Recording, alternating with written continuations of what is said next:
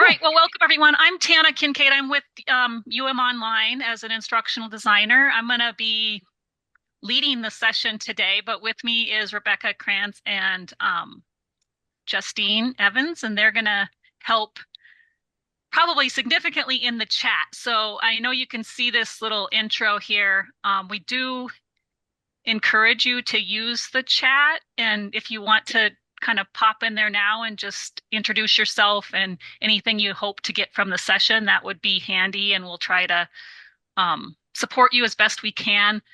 The session format is systematic because this is kind of open to anyone. We want to be able to sort of meet your learning needs in a systematic way. I'm going to talk about three big chunks of content. We're going to start with just account and global navigation. We'll move into a course level navigation and some of the course settings, and then we'll move into building and editing and implementing a course. People are going to be at different experience levels with this, so we really do encourage you to use the chat for some of those specific questions. I will pause after those three big chunks and we can take some live questions, but if you're struggling with something that comes up and you have a specific question, please use the chat. That's why Rebecca and Justine are here. They'll be monitoring that. You'll notice that they'll put a little thumbs up in the chat when they've seen your message, and then you know that you can expect a response on that. We will be synthesizing all of the chat comments and answers and things that maybe we couldn't answer right away, and we'll send out an email with links and guidance, and everyone will get that so that they can maybe learn from other people's questions. So expect that, but I wanted to say that up front because I know it's hard in a session like this to maybe get every personalized need met, but we do want to try to find as many formats for that as possible. After today's session, our Online office hours are really a fantastic way to get one-on-one help with your specific course. So encourage those, as well as you can see our email address up there if it's something just quick that we can answer on email. That comes to all of us, and it's a pretty quick response time. All right, those are kind of the logistics for the session. The next little piece that I want to just kind of make sure that we're grounded on is how to get there. So again, with just different experience levels and different people coming back into the university as we hit fall, also with the website changing, these are the ways to get there if you haven't logged in yet. So canvas.umt.edu is the vanity URL. It's the quick way to maybe just remember if you're in any browser to get there.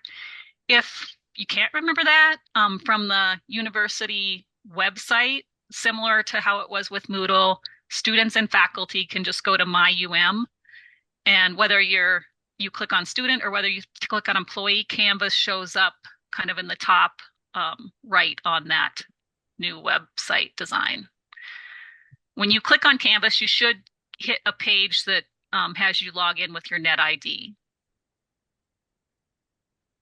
And then I don't know if you noticed, but on that same page, before you're logged in, there's a variety of faculty resources, including some tip sheets. So those are some of the things based on your questions today that we might also reference in the follow-up email.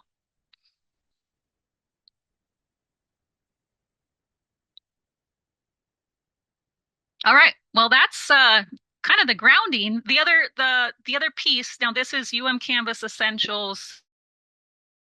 Most of what I'm going to talk about is in this companion course called Canvas Essentials.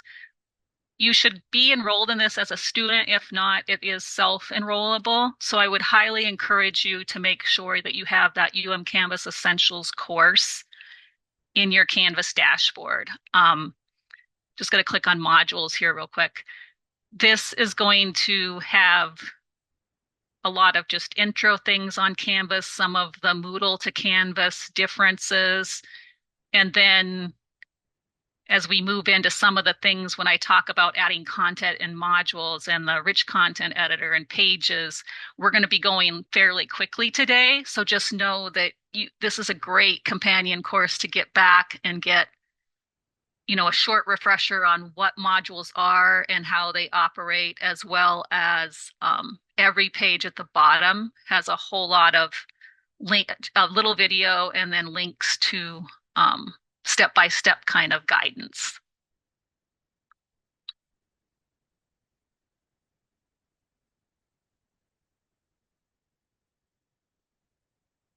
Okay, any questions before we head into that you want to state live before we head into the first chunk, which is account and global navigation?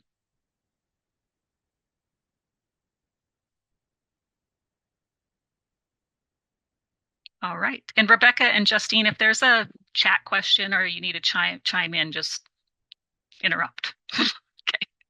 All right. Awesome. Okay, so global once you log in on that canvas.umt.edu and you get logged in, you're going to be on a screen similar to this. You're going to have, everyone will have this maroon bar, which is the global navigation bar menu. You'll have this center section, which is going to be your courses that you're either teaching or enrolled in. Some of them may be published, and many of them, until you decide, are going to be in this unpublished area. So this is kind of your global dashboard of all of your courses.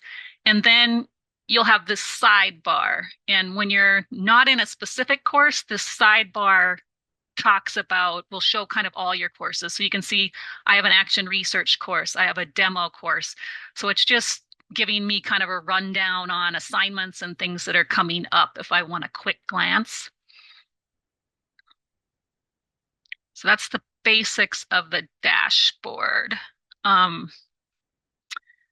Nice thing about Canvas, maybe versus Moodle, is drag and drop. So if I am really active in this course and I want it to be first, I can just move that around. Same thing over here. You can kind of shuffle things. I see this as being helpful for a lot of faculty who have both a course and then a lab where they just put them side by side. So you don't have to take the view that it gives you. You can kind of drag and drop those where you want them. And then just a small little thing, you can also color code these little dots. So same thing, if this is the main course and this is my lab, I can make them both blue, just visually, maybe easier. Those are just for you personally. Students can do this too. Whatever you do doesn't impact students. It's just your own personal organization structure.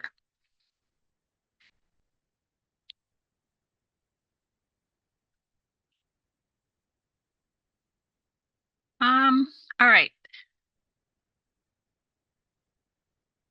The other piece on this dashboard with your courses is that as you have more things integrated from Moodle, so you have some courses that have been migrated, and then you have different semesters of courses, this is going to get long. Actually, it only holds 20 cards, so it can't get that long. But maybe you're going to need to probably start deciding what you want on this view. So dashboard and courses kind of work together. So when you go to courses and all courses, if you have more than the 20, this is going to be your running list of kind of every course, sort of your archive. You're likely going to need to start favoriting them.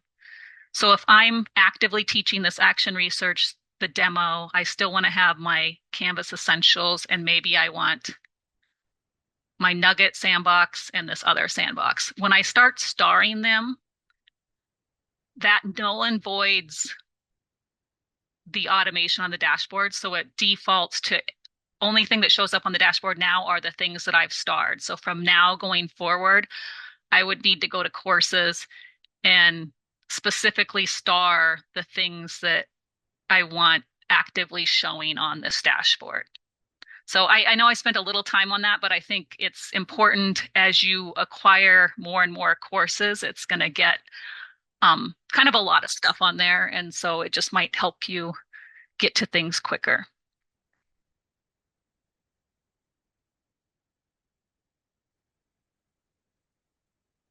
Okay. Um, so that's the this middle section dashboard and the courses, just so that you can see what you have and kind of work with the courses that you need to be actively working with. I'm going to go back to account up here. One of the other first things that you'll want to do if you're just getting logged in is just a couple quick things under account. Account and settings is where you're going to find this little photo, which is probably going to be blank if you haven't changed that yet.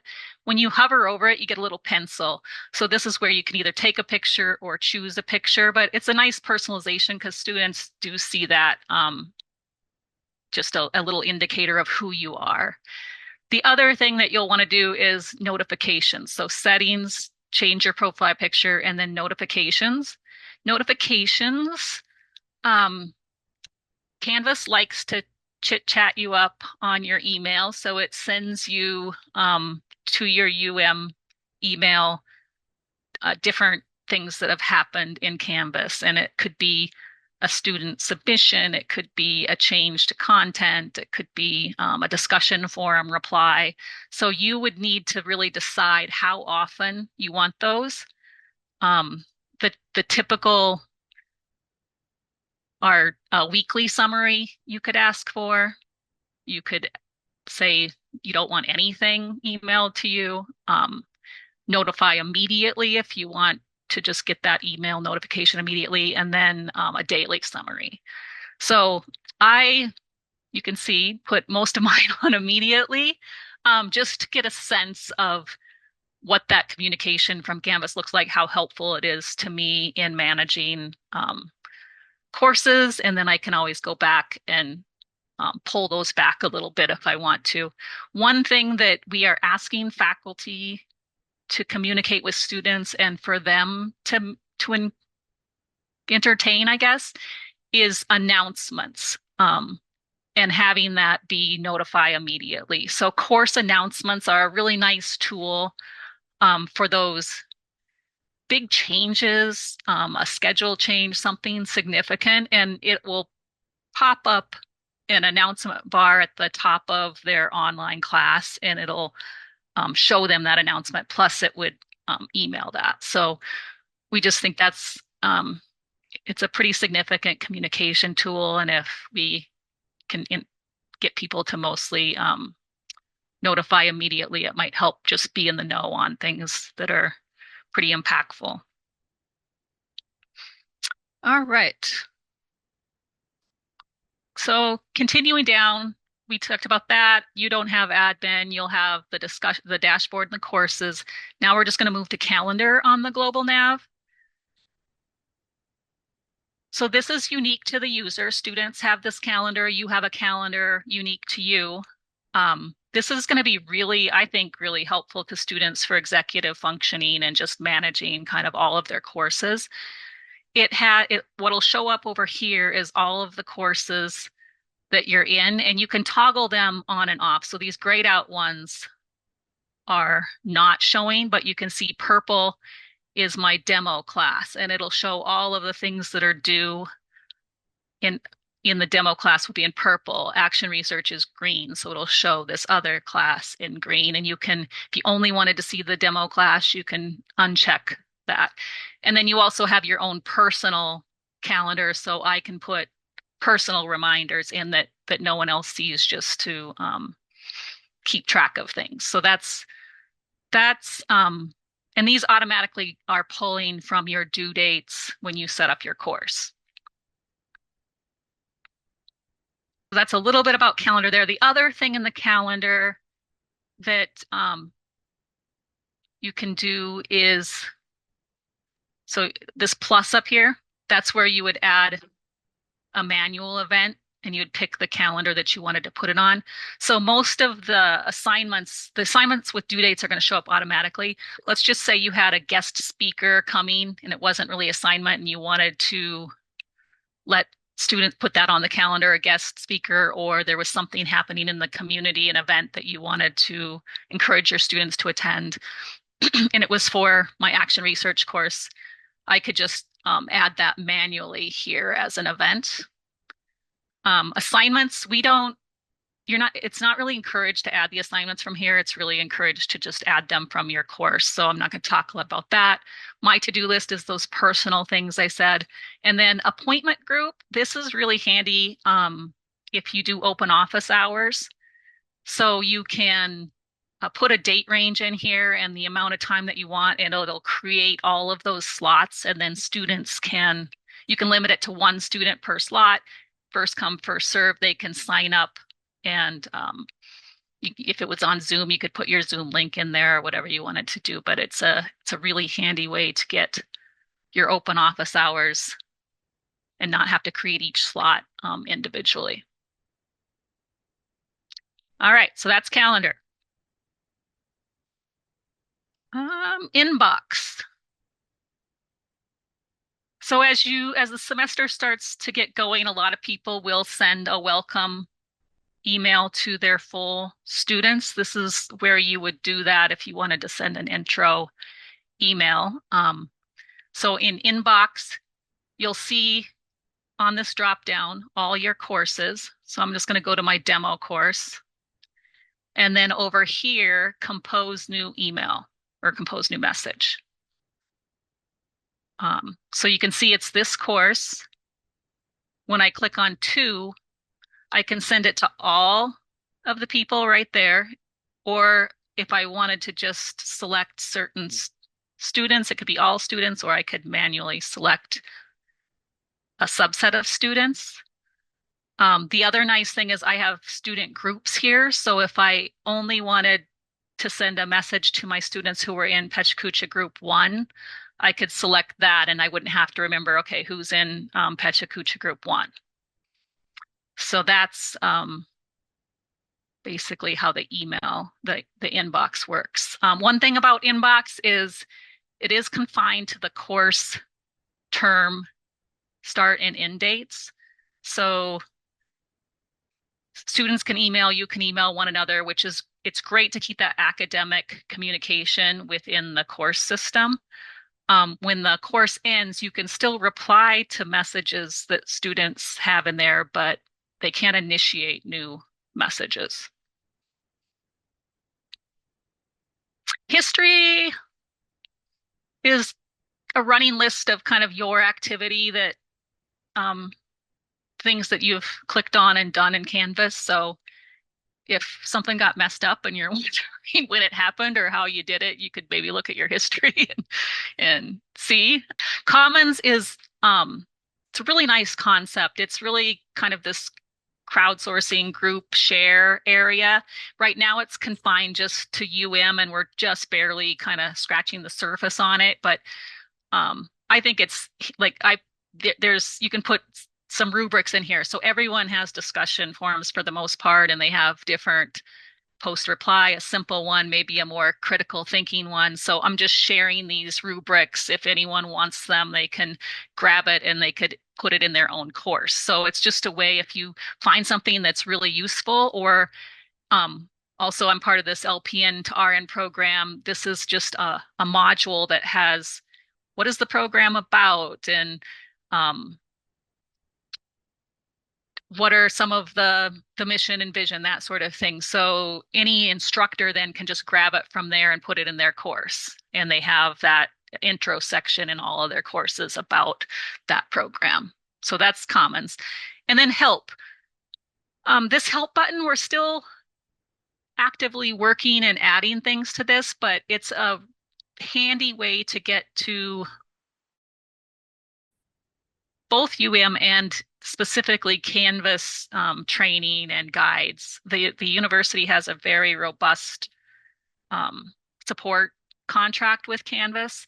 And so both students and faculty have 24/7 chat and hotline support for things that are like, how do I do this, or why isn't this working, kind of thing. So this is a quick way to get to that help.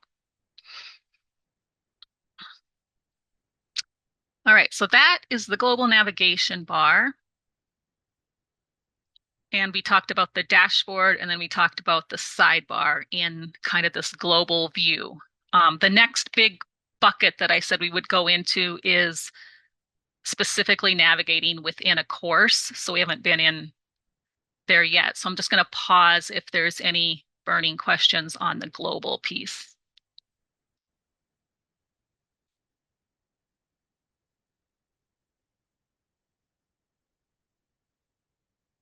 Anything, Rebecca or Justine, that we need to? Okay, awesome. Okay, so we're gonna talk about the courses specifically. I'm going to use two different, I hope this doesn't confuse people. I'm going to use two different courses now to go into to specifically talk about this. So the first thing I want to talk about is I'm going to go into the sandbox course, which this sandbox represents, you might have a sandbox, you might ask for a sandbox just to kind of develop, or let's just say you have a teaching, you get a new teaching cell for fall or spring. All of those instances, they come basically without content, without your specific content, but they come with a template applied to them. So this sandbox is basically a blank course with the template applied. So one of the first things when you get into either your sandbox or your new teaching shell that you're going to need to modify is obviously the home page, and then getting into some of the content. And then you're also going to think about, are you going to import content? So do you have a course that was migrated from Moodle that has content that you want to pull in here versus redesigning from scratch? So if you do intend to import content, I would encourage you to make that decision before you start editing the blank course, so that you don't risk overwriting work that you would have done. So make the decision of whether you're going to import previous course content would be maybe your first decision point. And then you might start with just getting this homepage in order, and likely your syllabus. So with the template, the homepage is nicely branded with just some basic things so that you don't have to redo all that. And you would just edit this middle section and the course title here. You do have an option of 3 different home pages. So right here, I can click choose homepage and change, and I could change it to one of the other homepage 2 or homepage 3 that have been built as part of the template.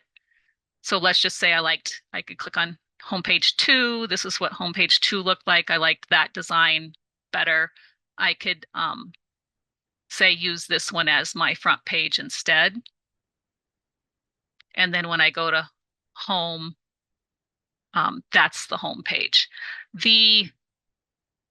Just a fun little note for like specialized programs and stuff, our team has been able to customize that homepage too. These are kind of the generic ones, but some programs have another option that's customized.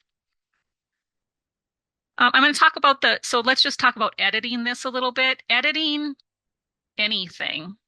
So when there's an edit button, and it'll show up in different places if it's an assignment or discussion or a quiz, but edit in general is going to bring you to a page similar to this where you have what's called the rich content editor. It also similar. And so one thing I almost always do is go down here to this double arrow to increase the size of that so that I can work in a bigger have a little bit bigger real estate to work with. That also expands this menu bar so you can see all of the options that you have. But basically, once you're in here, you can just change this up, insert your own name, put your office hours in here. And that's kind of all you would need to do. The other decision you'd want to make is there's always these navigations down here. So if you don't intend to use announcements that I talked about, or if you don't intend to have an open Q&A forum for your students, those are typically the two that sometimes people choose not to have. You really want to click on that and delete it so that it's not going to a dead link. And then we'll just use, again, we have to use that little exit full screen and save.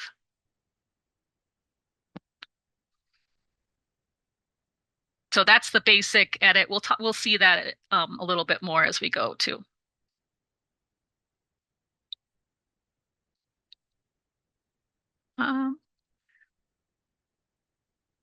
We're going to go down to syllabus. The syllabus is also a place that has a pretty significant designed template for you to consider using when you put yours in here. So you will need to edit this page. At the very least, when you do this, you'll want to take out any text that wouldn't be student relevant. And you'll want to link your syllabus here. So you can either just link that to a URL if you have it in an online program, or you can upload it as a document linked there. So that's kind of the minimum, and you want to make sure that that syllabus is accessible. And then some folks find it nice to copy and paste pieces from their syllabus, just real text, so that students don't always have to open the Word document or click on the link, that they can see some of the real critical things in the syllabus just on this page. So you could choose whether or not you want to which of these things would be helpful to you. If you're not going to use them, though, just remember that you need to remove those so that they're not there for students. Okay, and the other thing that I want to just discuss on the template is modules. So modules, we're going to talk about modules a little bit more. Modules are the primary way that you organize your course. So modules is just a container. Modules is only the container. All of the stuff in modules lives someplace else. So it lives as a file, it lives as a page, it lives as an assignment, it lives as a discussion. And those, you can see all those buttons here as well. But modules is where you aggregate and organize the path you want your students to take through the content and through the assignments that you are providing. The template will come with a suggested, kind of using the 5 E's, maybe a structure of how you would pull in your content. But you can, I'll show you another example. You can kind of decide, or maybe your department has a different way that you would organize that. And the template has different examples. So this module overview and to-do list is, like I said, this is just aggregating and organizing. So this module 1 overview is, if I hover over this, is actually a page. So in reality, it exists under pages. This group discussion is, if I hover over this little thing, is a discussion topic. So in reality, I can find it under discussions here. So even if I remove it from the modules, lives in discussion and I could add it back to the modules. So I hope that's fairly clear that modules, you do work and organize for modules and you can access all of the things that are in pages, files, discussions, assignments, um, but they don't inherently live in modules as a file or document. So when you go to when you have your new course and you go to modules, these three are part of the template. If you've imported content from another course, all of your other content will show up after these three. So some people are like, oh my gosh, I imported and all and there, because these come in expanded, they don't realize that their content is there. It's just going to show up below these three template items. So once you take a look at these items, which are really handy, I mean, this first one talks about the template. It's going to talk about how through the template you have access to some icons and buttons and things just to aesthetically make your course more visual appealing, training and support. And then the both of these two are really, we don't have a ton of time to talk about this today, but the principles of quality also addresses accessibility, but those are nice things to just orient yourself to before you kind of start organizing your class, just to try to make sure you're incorporating best practices for student learning. And then I always like to kind of have those in my mind, do some work, and then re-look at them for ways that you could even bump up your design after you have a few things in there. So after the session, one of the things that you'll get is actually a more elaborate version of this. It has all of the standards of design, like teacher presence is visible throughout the design. What does that mean? What does that look like? How do I increase my presence and visibility in an online class? The document that we're going to be sending you has some specific ways to do that in Canvas, some of the Canvas tools and some of the ideas that you might be able to use from Canvas to help increase that presence. So expect that. So once you kind of look at this, you're not going to probably want this at the top of your class. It's not published, so students wouldn't see it, but you can decide to either drag that down to the bottom after your content if you wanted it to still be there, or you can click on this 3-dot menu and just delete it. And remember, many of those things are still, you can still get back to them in pages here. The next section that a lot of people do use from the template is this getting started template. It's great to have a getting started section. That's where they'll maybe modify this instructor information. This is where that Q&A forum lives that we talked about. A lot of people use an introduction forum for their students. And then there's a Canvas, we have a Canvas student training if you would like to encourage your students to, or require them to complete that. And this can be, you can add other stuff. A lot of folks I'm working with are adding a textbook resource section because there's some specific ways they're connecting to an online textbook. So they'll put some of that information in there. And another thing that people do in there a lot is if students are going to be working in groups a lot, they'll explain kind of that group work process. And then you get into your modules. So again, this is just an example. You probably won't use, you'll probably apply that to the content that came in and then either move this or remove it as needed.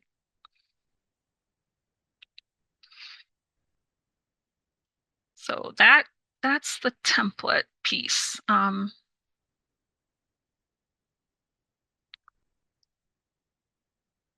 Okay. So that's kind of how the template works. Any questions on the template before we go actually into a real course? Yes. Mm-hmm. I don't understand. So if I wanted to put that Canvas student training in a student access model? Those things? I missed that. Um, Like, sure. So let's just say this is um my real module, and you didn't want any of this stuff, but you do want this Canvas training. If you're on this little railroad track, I'm going to call it, you get those crosshairs, you can drag and drop anything down. So if I just want to use the Canvas training, thought I could drag that down here. Anyone?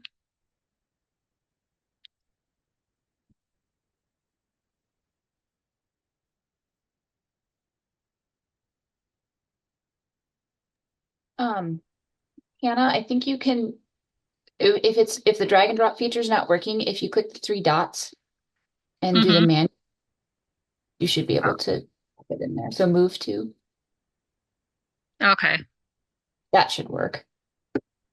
Drag and drop was so much better, but we'll force it down there with move. Right. Strong arm it. Just kidding, that didn't work.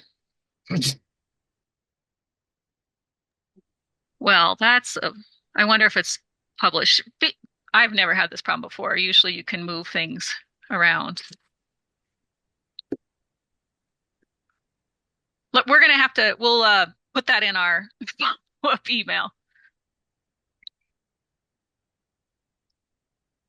I wonder if it's because my course isn't published, but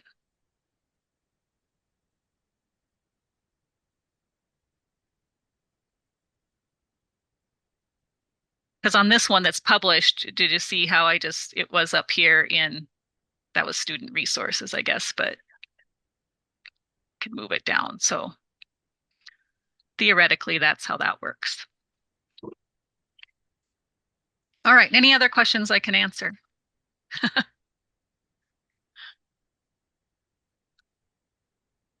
Okay. Look for that in the follow-up email. We'll explain why that failed, hopefully. All right.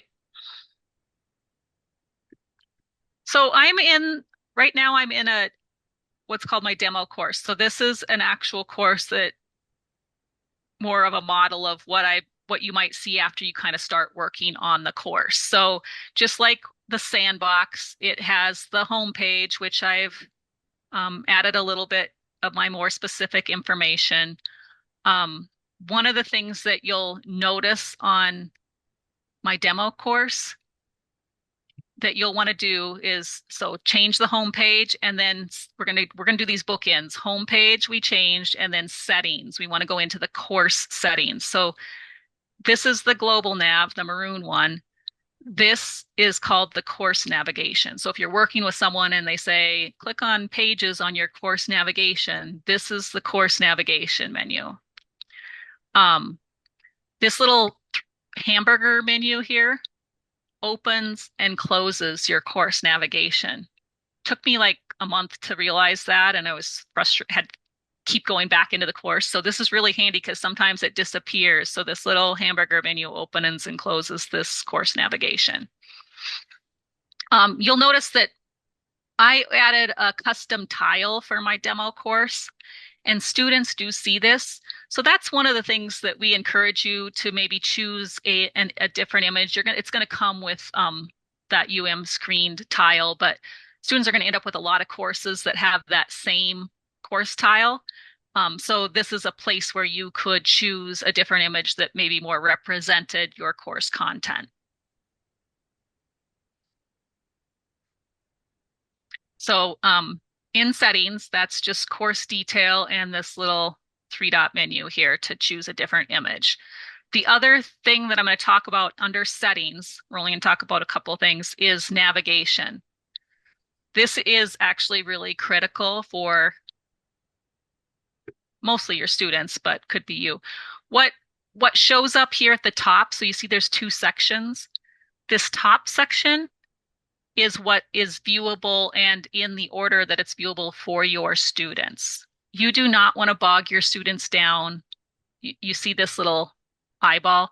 You don't want to bog your students down with all of this stuff that they don't need to be accessing or using for your course. You just want them to see the critical things.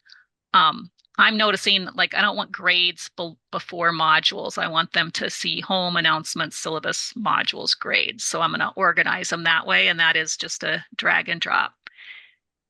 If um, if, for instance, I was also going to have students collaborate using collaborations, like where they could have one PowerPoint and 4 people could be in real time collaborating on the same PowerPoint. If that's part of my design, I need to move collaborations up there so students have access to that. So some of what's here is dependent upon what you're asking your students to do and what tools they need. But it's really something you'll want to pay attention to. The other thing, again, made this mistake a whole bunch of times. You do all this and then you get out because you don't realize there's this save button at the very bottom. Kind of important. Okay, so we made those changes. I want to just show you how this works in student view because I really feel like it's one of the most important things you need to do once you or as you're working on your course is hit this view as student button at the top. So remember, we just did this, right? I added collaborations, I moved grades to the bottom. So now you can see my students got a much more slimmed down course navigation and are just dealing with the things that I want them to see. And now remember when I talked about modules being the container of content and activities and assignments, that's why modules is here on the homepage template and modules is here. Students, for the most part, are encouraged to navigate your course through modules. It's so that you can set the intelligence of how you're scaffolding that learning. And so when students go into modules, even though there's a discussion forum here, they don't need to be in that discussion link, where the discussion lives, seeing all the discussions. You kind of want them to see in week 1, here's the relevant discussion forum I need to be in. So student view and the navigation.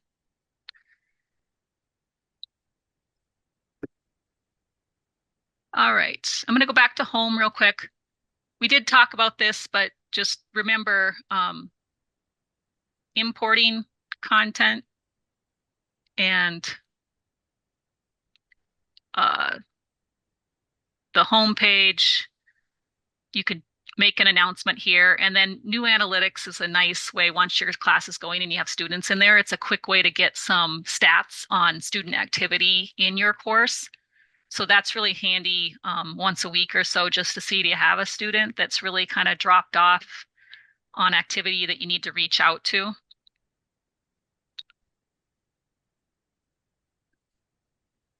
Okay, so home and settings we talked about in Course Nav. Announcements I've mentioned multiple times. This is where you would create a new announcement. I'm going to go back to settings. I'm so sorry. So in settings, the one other thing is with announcements settings. And if you scroll down to the very bottom, you'll see there's an important little checkbox here. Show recent announcements on the course homepage. So if you want that pop-up to come up, if you intend to use announcements sparingly and you want that pop-up to come up so it's recognizable, like, hey, this is an important thing to pay attention to, you do need to have that announcements checked. And then I would probably only show the most recent one because it takes a decent amount of real estate on your homepage, but it then will kind of show that most recent announcement.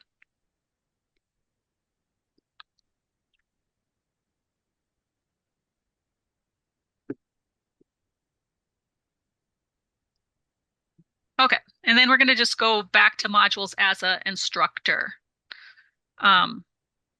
So there's some top buttons here that are kind of handy. I use this expand all and collapse all a lot, especially as I've worked with faculty who have 20 or so modules and they're all open. It gets kind of hard maybe to see and move things around. So ex when you have them this way, you can more easily drag and drop elements, or I can um, more easily just look at the module that I'm interested in looking at. So I kept that getting started module here, and then this is how a lot of faculty you'll have a kind of this title of your module. So this could be a big idea concept. A lot of times people will put week one, or some people put dates in there.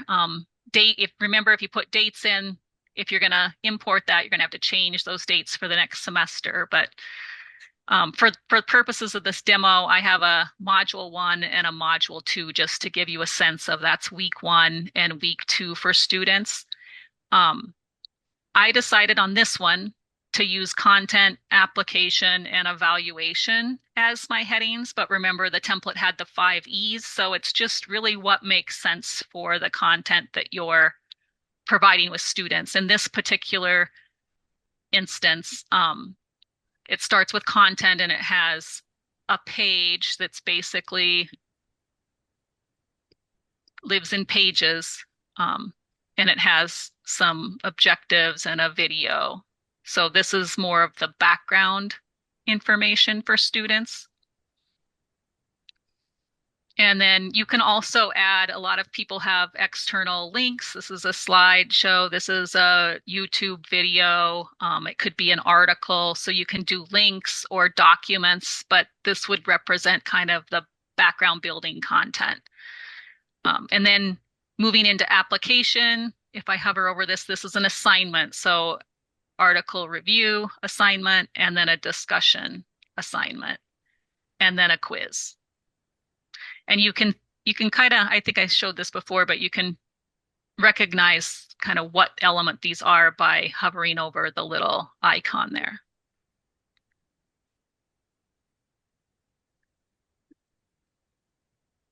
Hey, Tana. Mm-hmm. Before I move on to the next concept, since we're in modules, could you go back to your sandbox, please, and try to move that page again?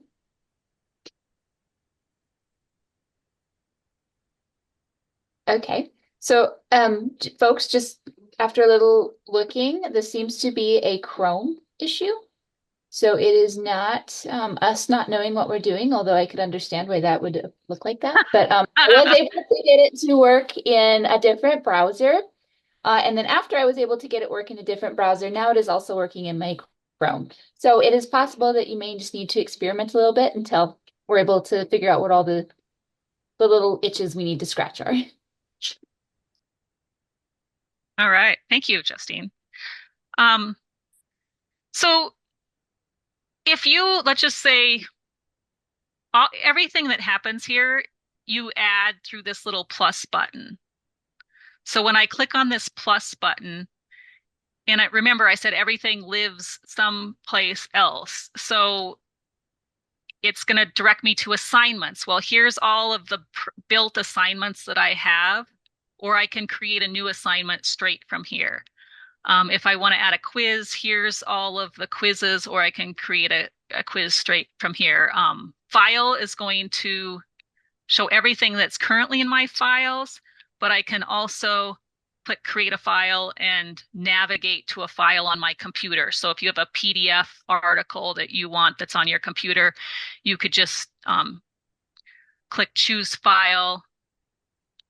I'm just going to do this action research article, grab it and add that item. And now, unfortunately, it doesn't know I wanted it right there. So it puts it at the bottom, but I can just drag it up. So I want them to do the overview, then I want them to read this article, the slides, and the video. So it's as simple as that in terms of navigating and adding a file from your computer. You can also, page would be something that's already in Canvas, a discussion forum. The text header is actually the where we have the module one. No, text header is content, application, and evaluation. So a text header is basically, there's no content there. It's just an organization tool. And then external URL. So if your article was off of a website, you would just put your URL there and it would just link to it. And then external tool, you will use maybe more depending on some of the textbook connections that you have, or this is also where you can connect to your OneDrive. So that's how you would add, kind of start adding your content that maybe isn't in here already. And then we already discussed, dragging and dropping these. You saw how that theoretically works. Publish and unpublish. So these are all published. So you publish your course, but then within your course, you can publish or unpublish things. So if I want module 1 open, but I don't want module 2 open until we're a little closer to week 2, I can just unpublish all of this this module until I decide that I'm ready to publish it for student view. I'm going to go to student view again just so you can see that. So now the student only sees the getting started and the week 1 because I just unpublished week 2.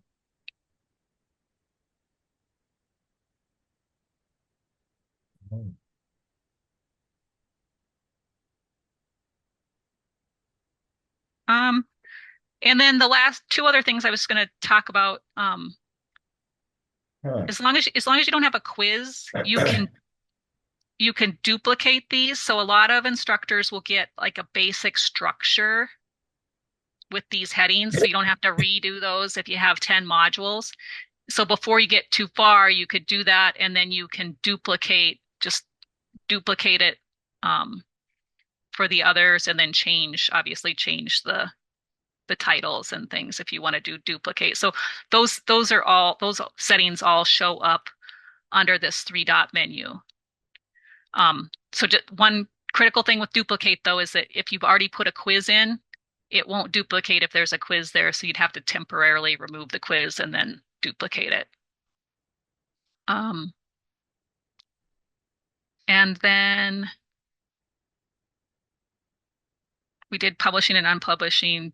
Prerequisites. That's the other thing I was going to talk about. We don't have a lot of time. We're not going to talk about that. It's a more advanced topic. But if you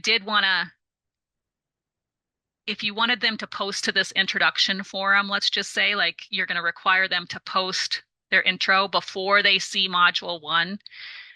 That's setting up prerequisites on the modules. So you would go into edit for that module, and you can set up certain requirements, like students must complete the introduction forum, they must contribute, and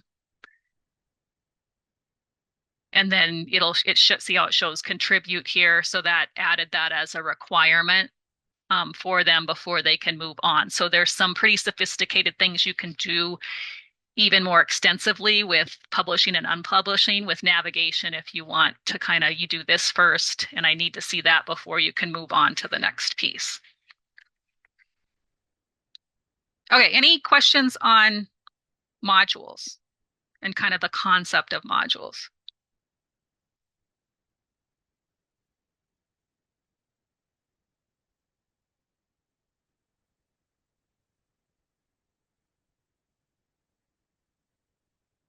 All right. So like we said, modules pulls in content from lots of other places. We're just going to talk about 4 of those big places. So Pages is a big one. So I'm going to jump down to Pages. Unfortunately, when you go to Pages, it automatically shows your home page. So you do have to view all pages up here. So this is all pages, information, content that you've designed specifically within Canvas. And there's a lot of templates, but I'm just going to open my Action Research overview page here. and go to edit. So all of these pages, same editor that I talked about when we talked about the home page. You can use the different components up here. So notice this, like I have a bulleted list here. This is where you really want to pay attention to the accessibility features and using the tools that you have available to you here. So I wouldn't really want to do the whole like star tip, space, tip one kind of thing, because a reader isn't gonna navigate that very well. So you definitely want to make sure that you're using the built-in bulleted list, that like overview right here, because this came from the template, is already a heading 2. So if I had overview and then I wanted to do objectives right here, I just copied and pasted that there, but the formatting is appropriate for accessibility in that this is a heading and this is a heading and this is body text within that heading, so that it is navigatable for lots of different learners and learner needs. You can see I also have a video. You can do a whole lot of things in this RCE in terms of organizing content. You can just basically type it in and use the standard editing tools, but then you can also insert a link. You can upload images, and you'll just want to make sure that you tag those. This is also course images. Remember back when we talked about the template, how I said all of these template items are available to you within your course. So you don't have to go try to find those. If you wanted to add that as a little bullet or checklist, you could just grab it from there. Media types, documents. This next section we've chosen to have Panopto up here. So if you have a Panopto video, that's where you could find and insert that. This is your Microsoft OneDrive, so it'll connect you straight there. And then if there were other tools, you can find them there. And then we talked about just some of the formatting, the bullets. And then this is kind of some embed tools and some math and table functionality. So you design your page there.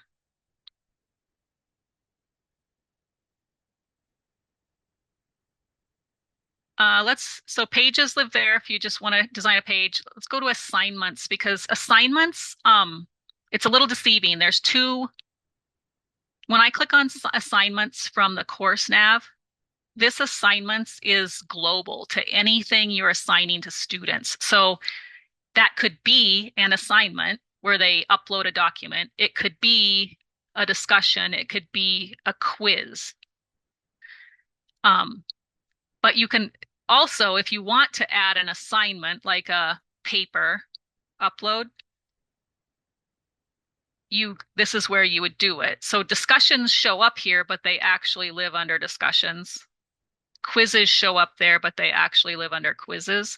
Assignments show up here with those two things. But if you wanted to add a new assignment, you'd do it from assignments plus assignment and then add your assignment. The reason that you can see these totals here, this is weighting. So a lot of you, I know, weight your categories.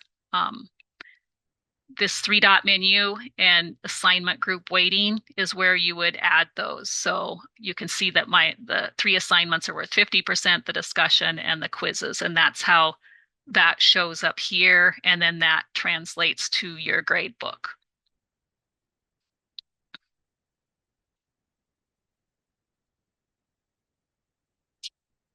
I'm going to go into an assignment I already have. So this is a final paper report. Basically the title, the description, the number of points, then you would pick your submission type. So this typically, if you're accepting it online, it's going to be an online submission and it's going to be a file upload. If you want to allow multiple attempts, is it a group assignment? And then down here is the manage due dates. And so that's where you would put your available from and to, or if you just want it available and you have a due date.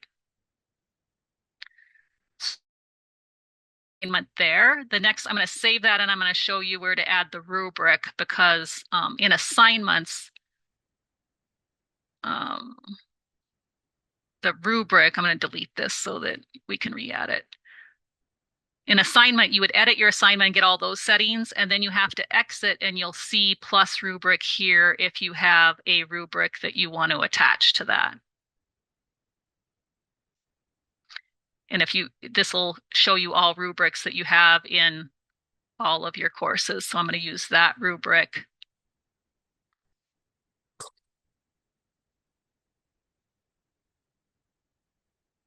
So that's the basics on assignment types and assignments and the rubrics. You can also create a rubric from scratch right there. I didn't show that. Discussions.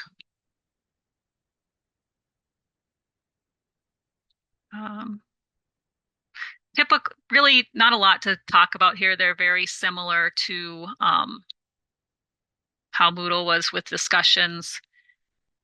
You would have, again, the title, your instructions for students. You can have it graded or ungraded. So like that introductions forum or Q&A might not be graded. And then due dates. And then you can also attach a rubric to a discussion forum.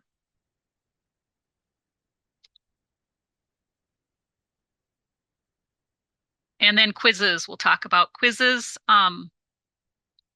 Your individual quizzes show up here, but this 3-dot menu again is where you find your managed question banks.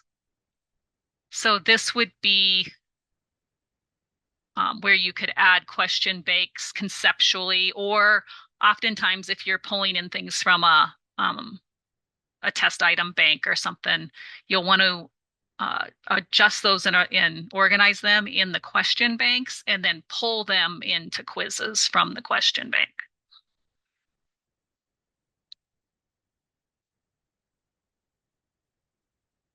And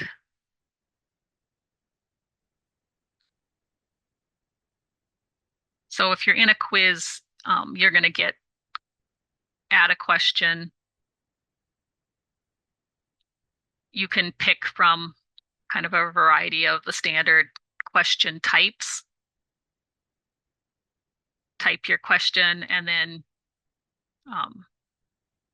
type your correct answer and then your other answers. And you can add more at the bottom here, add another one and then update your question. So not a lot different from other learning management systems on that.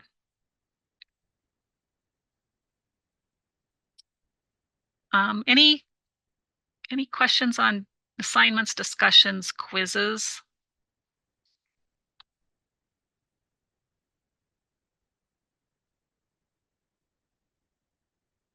Okay.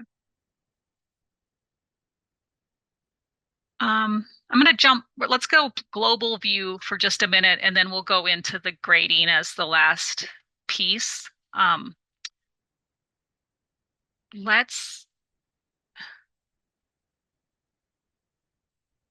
Let's look at this as a student.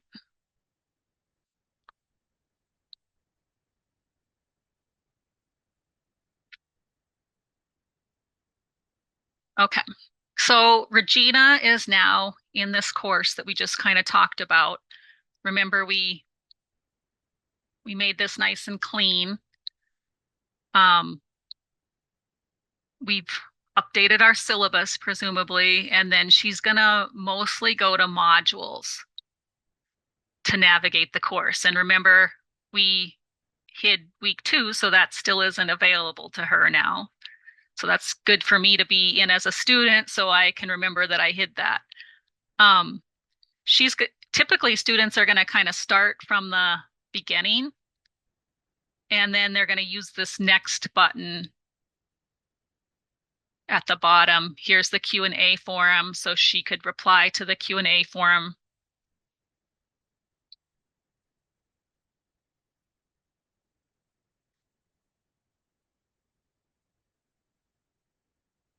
Uh, then there was the introduction forum, remember? And so you can see a couple of other students posted there. Resources, those were the big pieces of that module. They do just kind of keep going. So now she's going to continue into module 1. And remember, this was that introductory page that we kind of played with to introduce what our purpose is for this week's module. So she's getting some content. This is the article, the review article that we uploaded. Remember, we navigated to upload that from my computer. So that's a reading assignment. Then we have the slides that they should be reviewing. A lot of times the slide deck, how I had it opened into a new tab. And then there's a YouTube video. Let me just go back to modules so you can see. So she went through this, and now we've done kind of the content background building, and now we're at application. So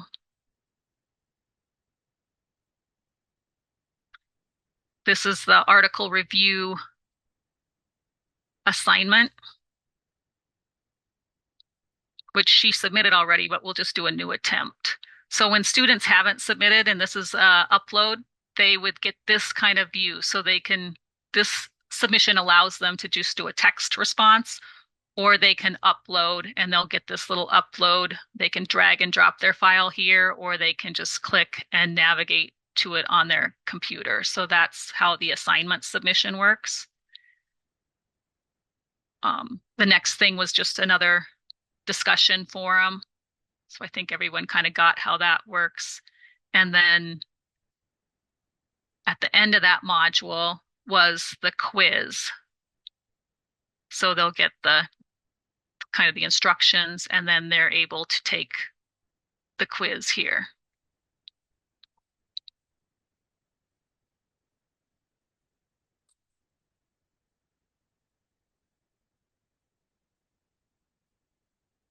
And they'll get, depending on your feedback settings, kind of the correct and incorrect or feedback response. So that's how I'm going to stop acting as the user, but that's basically how the students, kind of just so you can see how a student would navigate through and what it looks like for those assignment submissions. The last thing I want to just quickly talk about is grades here. So remember, grades is one of those ones where your course nav goes away when you click on it. So remember that little hamburger menu. Grades,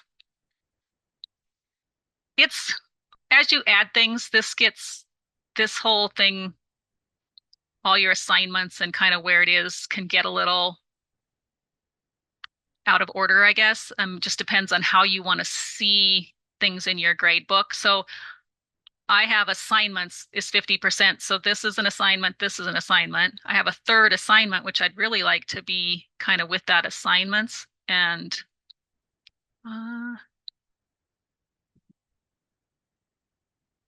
that's the discussion. Oh, you know what that was? I can tell you why that is. Hold on.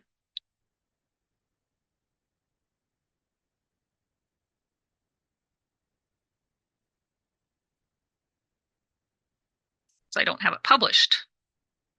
So if you don't see it in your grade book, it might not be published. Go back to grade. So now I published that research report, which is my third assignment. So you can see these 3 assignments here, and then you'll get the total assignment score, and then you see the 2 discussion forums and the discussion score, and then the quizzes. You can you can grade things from here or from assignments. So I'll just show it from, here's the article review assignment. If I wanted to go in and grade that, I could just click on the 3 dots and Speed Grader, and it'll pull it right into Speed Grader. And then I can use any of these tools to make comments if I want, the grade and then the comments here. And then you can just move to, that's a test student, but you can move, this is a mirror now, so I could move to his submission and add the grade and comments as well. And then just submit, move to the next student. How the Speed Grader works. I want to just quickly show you one with a rubric though. I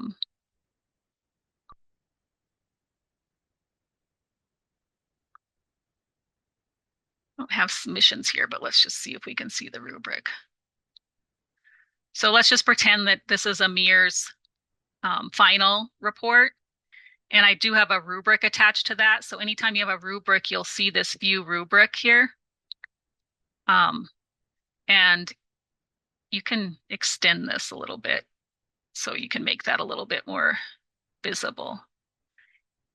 And so you can just click on this rubric, and this one's set up for a range. So when I click this, it's gonna award 100 points, but I could say, you could manually put 92 and it still is in that area, but it's not the full points.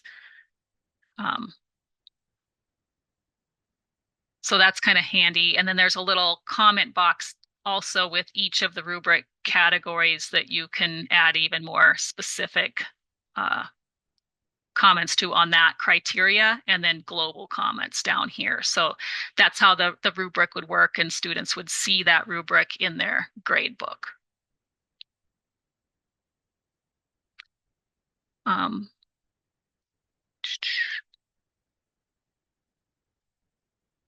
Okay, I do want to leave the site.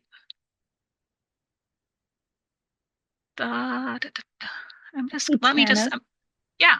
Sorry, can you show an example of how we build a no submission assignment? So something that would be equivalent to like a manual grade entry or a manually created item in Moodle. So if an instructor wants to use the Canvas gradebook, but students aren't actually submitting anything. Sure. Okay. Online. So that's typically going to be assignment. So assignments again, plus assignment. I just had this the other day, like students were assigned to take lead on facilitating a live course. So it's a live, they're going to be facilitating the course. So it's nothing they're going to turn in there. It's a live performance. So let's just call it live presentation. And then, I mean, it still might be points. It's still going to be assignments. But instead of online, it's going to be no submission.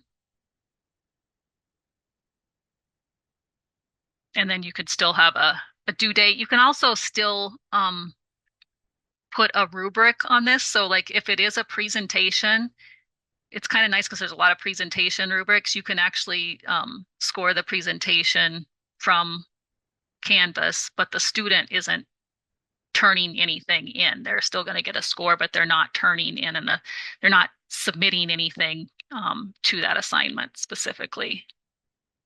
Did that help, Rebecca? Yes, thank you. Yeah. All right, the last thing, and then we'll have a couple minutes for questions. I want to go into a student real quick here to show you the grade book from their standpoint. So Amir, we looked at the grade book a little bit. Just this is kind of how it would show up if he had, there were some comments that I made, remember?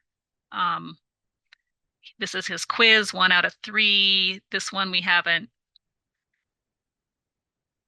done. Here's this PechaKucha presentation has a rubric associated with it. So anytime there's a rubric, they'll also get this little your comments, their score, but they can also see, remember I clicked on those rubrics, they can see their specific rubric feedback and then their score. They also can, this whole click to test a different score is where students can kind of experiment. Like if I only got 10 there, what would it do to my final grade? It would drop it to a 74. If I got full points there, what would it do to my final score? It would bring me to an 87. So I say that because if students don't realize they've done that and they're like, wait a second, because this is only for them. I don't know. I think it's kind of a little weird because they could trick themselves into thinking they have a different score than they do when they're experimenting.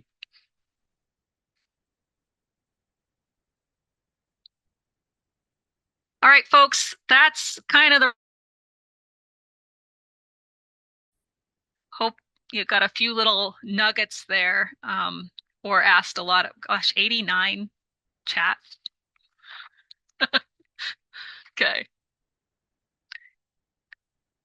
Anything that you would like to put out for the group or for us to investigate and include in the follow-up email or other specific questions with the last little bit of time we have?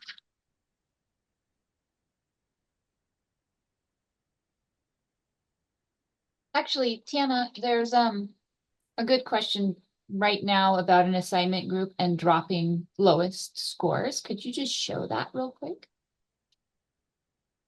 Well, I haven't done a lot with that, Justine, but I can navigate. Are you still seeing the screen? Yes. Do you know how to do it? Yes. So you'll see here that Tana has 3 assignment groups.